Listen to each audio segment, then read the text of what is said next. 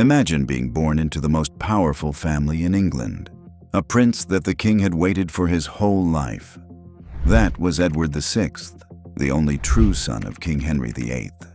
When he was born in 1537, people believed he would bring peace to a country full of problems with religion, politics, and the royal family. But Edward's life didn't have a happy ending. It ended quietly. He became king when he was just 9 years old. Powerful men surrounded him, trying to use him to gain control. The country hoped he would grow into a strong ruler, but his health was already getting worse. By the time he turned 15, Edward was dead. His plans were never finished, and people were left wondering what might have been. So what really happened to King Henry VIII's only son? And how did such a hopeful beginning turn into such a sad ending? King Henry VIII wanted something more than anything else, a son. He had divorced 2 wives because they didn't give him a healthy male heir. So when his third wife, Jane Seymour, gave birth to a baby boy in 1537, Henry was overjoyed. The boy was named Edward. People across England celebrated. Church bells rang, fireworks lit the sky, and everyone believed this child would secure the future of the country. But the happiness didn't last long. Just a few days after giving birth, Queen Jane died. Edward would grow up without a mother, raised by nurses and tutors in the royal court. Even as a baby, Edward was seen as special. His birth was the reason Henry had broken away from the Catholic Church. His life was expected to bring peace, strength, and a clear future for England. From day one, Edward wasn't just a child. He was a symbol of hope. Edward grew up in beautiful royal palaces with the best teachers and caretakers. His education was very important. He learned Latin, Greek, history, and religion from a young age. People said he was smart, polite, and curious. But while his mind was strong, his body was not. Edward was often sick. He was a small, thin child who struggled with fevers, colds, and other illnesses. Doctors didn't fully understand how to help him, and the treatments back then were often painful and not very effective. Even though he was the future king, Edward didn't have a normal childhood. He wasn't allowed to play freely with other children. Everything in his life was planned and controlled. His health made the adults around him worry all the time. Still, people believed he would grow up to be a great king. He worked hard in his studies and showed interest in important matters, even as a child.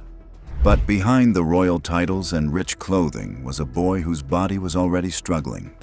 When Edward was just 9 years old, everything changed. His father, King Henry VIII, died in 1547. That meant Edward, still a child, was now the King of England. He became King Edward VI. Because he was so young, he couldn't rule the country by himself. A group of powerful men called the Regency Council was chosen to help him make decisions. His uncle, Edward Seymour, became the most powerful of them all. At first, the country was full of hope.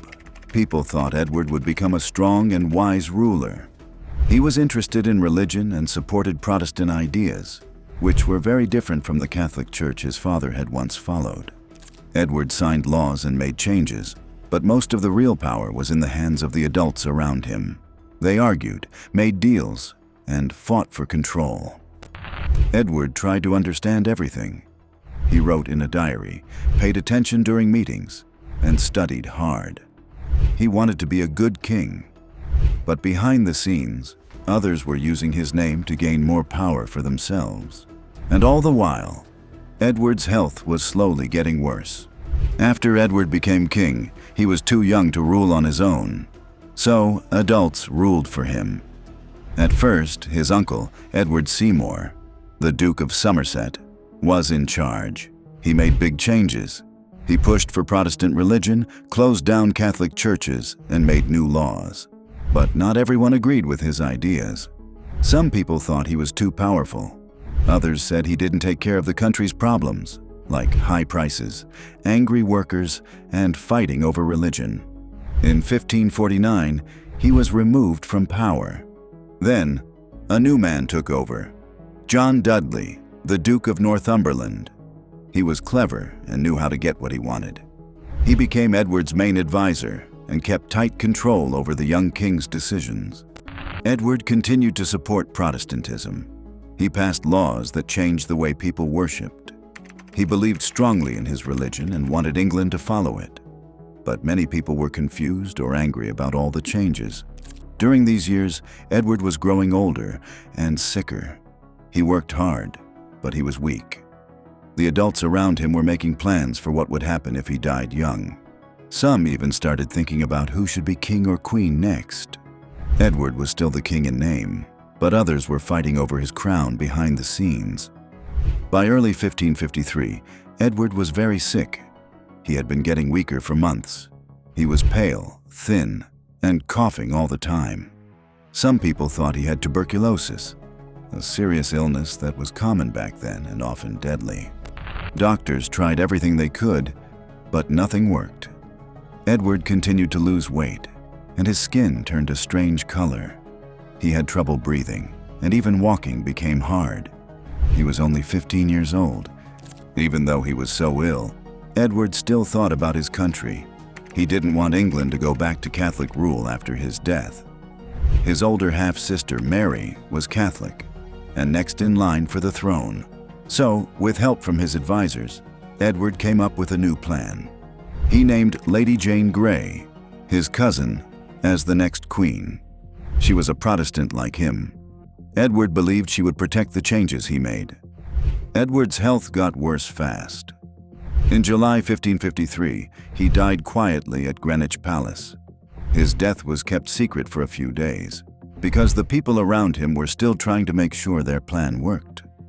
The boy who was once the great hope of England was gone. His reign had lasted only 6 years. He had never been in full control, and in the end, his short life was full of worry, illness, and pressure. After Edward died, his plan to make Lady Jane Grey queen was put into action. She was only 16 years old and had never expected to rule. But Edward had named her in his will because she was Protestant. The people in power quickly crowned her queen, but it didn't last long. Edward's older sister Mary, daughter of Henry VIII and Catherine of Aragon, believed she was the rightful heir. She was popular with many people, especially those who wanted England to return to the Catholic Church. Mary gathered support quickly. Crowds cheered for her as she marched toward London. The leaders who had supported Lady Jane gave up. After just 9 days as queen, Jane was removed and sent to the Tower of London. Mary became Queen of England. One of her first actions was to undo many of Edward's changes. She returned the country to Catholicism and punished those who had supported Protestant reforms. Edward's death led to a time of confusion and fear.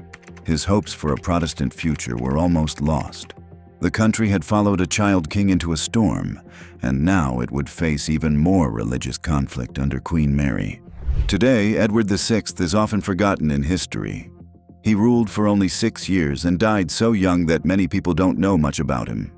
But his time as king was still important. Edward pushed for major religious changes. He supported the Protestant Church and helped move England further away from Catholic traditions.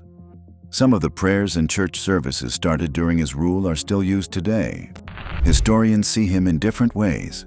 Some say he was smart, serious, and truly believed in his religion. Others believe he was just a puppet, a boy king controlled by powerful men. There are few statues or paintings of Edward compared to other famous kings. But his short reign changed the direction of English religion and helped shape the future of the country. Even though he died young, Edward's ideas and reforms left a lasting mark on England. Edward's story is a reminder of how fast power can change, and how even a child can shape a nation. He was born into royalty, expected to lead, and forced to make huge decisions at a young age. His short life shows how history isn't always made by the strongest or the longest ruling leaders. Sometimes, even a sick teenager can leave a lasting impact. Edward's death also reminds us how fragile life was in the past, even for kings. And it shows how much pressure was placed on young royals, who often had no choice in their fate. Edward VI was a king, a child, and a symbol of hope, all in one short life. His story is sad but important. What do you think England would be like if Edward had lived longer? Let us know in the comments, and don't forget to like and subscribe for more true history.